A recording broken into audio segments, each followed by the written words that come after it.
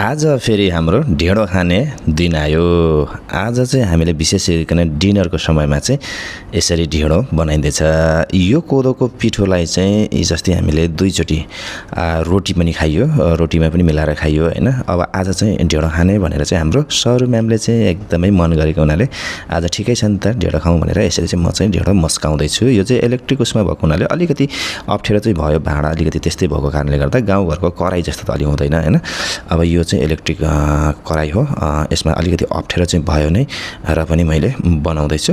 अब चाहिँ लगभग यो पाकिसकेर यसरी थालमा हालिसकिएको छ। यो चाहिँ घिउ विशेष गरेर मेरो लागि हालेको छु यो चाहिँ, किनभने मलाई चाहिँ घिउसँग खान एकदम मनपर्छ। यतापट्टि दुध छ। अब दुध चाहिँ फेरि हाम्रो सरुजीले चाहिँ दुधसँग खाउनलाई यसरी लाइसकेको छ। उसले चाहिँ ढेँडो दुधसँग खान हुँदैछ। हाम्रो छोरी एन्जेलिना चाहिँ हर्लिक्स र दुध खाइसकेको छ। उसले चाहिँ फेरि ढेँडो खाँदैन, उसलाई मन पर्दैन ढेँडो चाहिँ।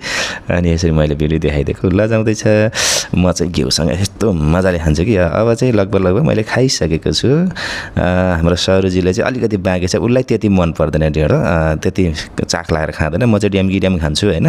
घिउ भेटेपछि छोरीलाई चाहिँ फेरि यतापट्टि मम्मीले अलिकति ढेँडो खुवाइदिएको, उसलाई चाहिँ रिसाएर बसिरहेको छ, ढेँडै मन परेन भन्छ। उसले अहिलेसम्म खाएको छैन, त्यो भएर पनि उसलाई चाहिँ गाह्रो पऱ्यो। त्यसपछि मैले अलिकति त्यो ढेँडोको पाप्रा, उसले विशेष गरेर पाप्रा मन पराउँछ, पाप्रा र अनि त्यसपछि चिउरा र दुध खाने भन्यो, अनि चिउरा र दुध दिएँ। Thank you so much for watching.